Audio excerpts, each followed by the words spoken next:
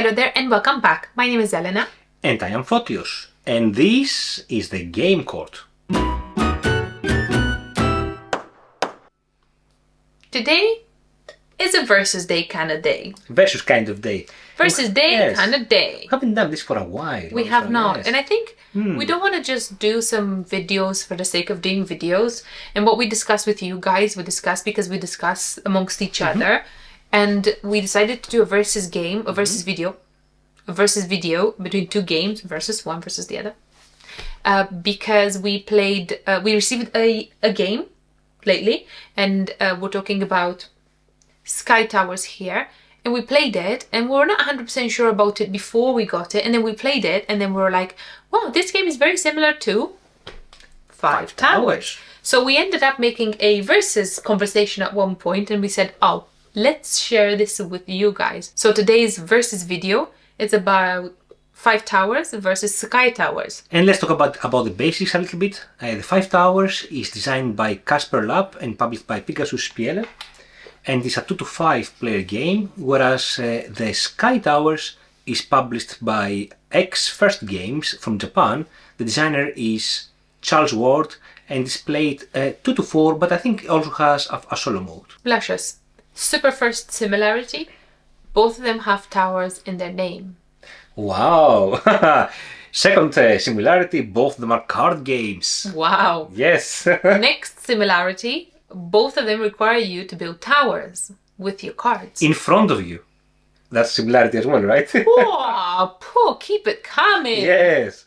Well, one difference though, one first difference, if I may interrupt you with similarities. Oh, you may, sir. I may. It's about the player count.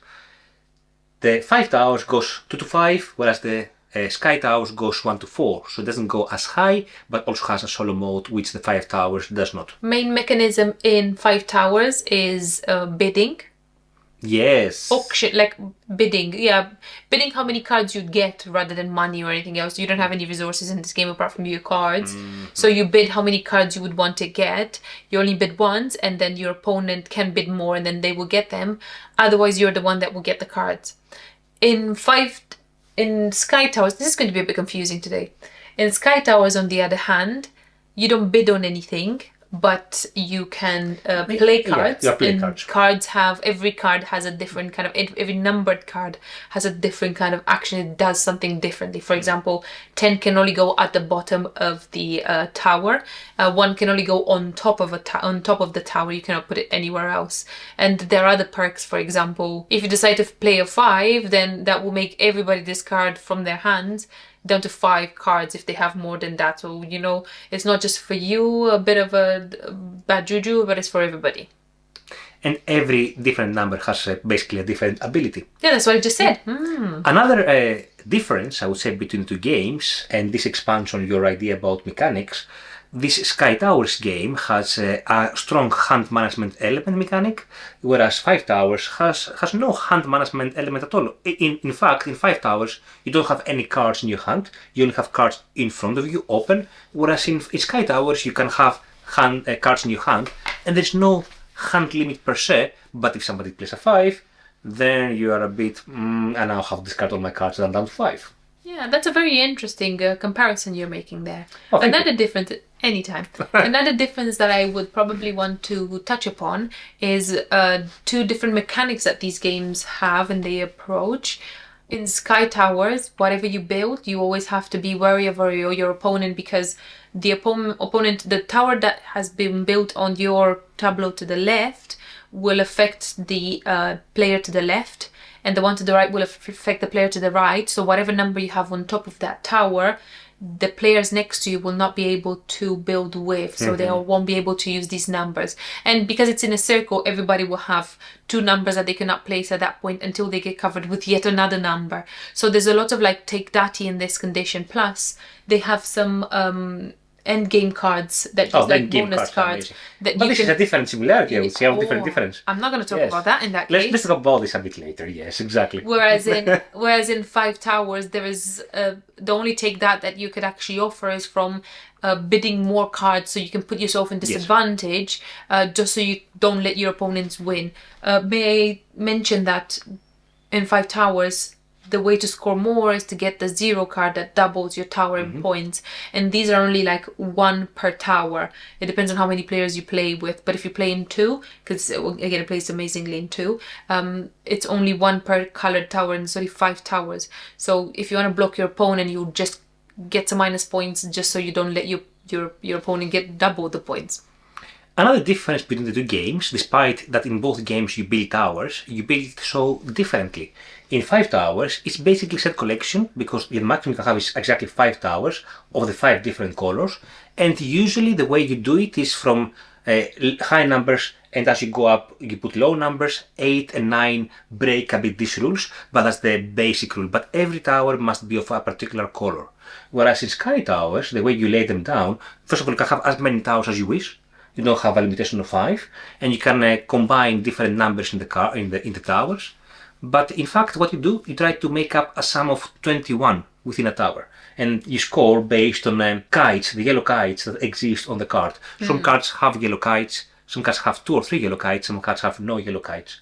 Whereas in 5 towers, you score basically 1 card that you have on each tower is 1 point, doubles if you have the 0 on top of the tower. And as I mentioned earlier, because I think you stopped me, and it's yes. well enough that I left for you. See, I didn't take your idea. Oh, thank you very much that you didn't take my idea. Yeah. That's so thoughtful. So the main difference, and one of many other differences that we've mentioned so far, in Sky Towers you have endgame cards that give you points, whereas in 5 towers you do not. And when I say endgame cards, I mainly mean objective cards, and you can take them throughout the game. I normally say endgame cards because you kind of sometimes take them at the end. The main difference in this game is that you can, let's say, make a tower, I don't know, one of them, whatever. You can do one of the cards. 777, for instance. 777. Thank you very much. I was like, I couldn't think of one to save my life. Yeah. So you get an objective card. It goes in front of you. But if somebody else does another tower the same, they can steal your objective card. So you cannot steal it back, because some of them you can steal backwards and forwards, but some of them you don't. So it's quite take-datty when it comes to stealing other people's cards and whatnot. Yeah, it's not about what objective you fulfill, it's also about when you fulfill it. Yeah. And sometimes you just wait for the very end of the games for the deck of the cards to be very small, and then to activate the objectives. And by the way, you can take many of them at the same time, which is cool. Yeah, one of them is like doing 2 towers at the same time. Or another one is finishing all the cards in your hand by completing a tower, for instance. With the last card that gives you another one. Yeah. Exactly. So they're all sneaky like this, though, really. Now, both games play quite fast, but I would like to say that 5 Towers potentially plays a bit faster than Sky Towers, because Sky Towers requires also a bit of, mathematics in terms of, how long the towers are, but also a bit careful. You need to be a bit careful with your opponents, with your blockages of from left and right.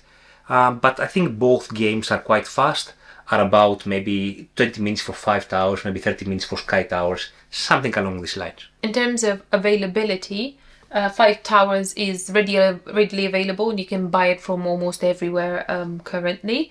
Whereas Sky Towers, I'm afraid, is only available on the designer's site, and you can buy it from there if you want to. And I think this is the first edition of the game. I think he promised at one point that he's going to create a second edition of the game through Kickstarter, but that has not happened yet.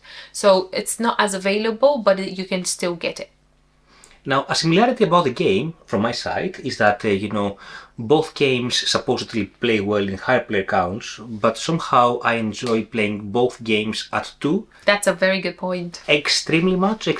Even 5 Towers goes up to 5, and it's a bidding game, it's an auction game. You wouldn't expect to play well at 2, but 5 Towers is amazing at 2, and equally, the Sky Towers is also very good at 2. It becomes very tactical and very take-thatty, and we like that from a card game. Yes. Wait for the perfect moment so you can take like 3 objective cards at the same time. Exactly.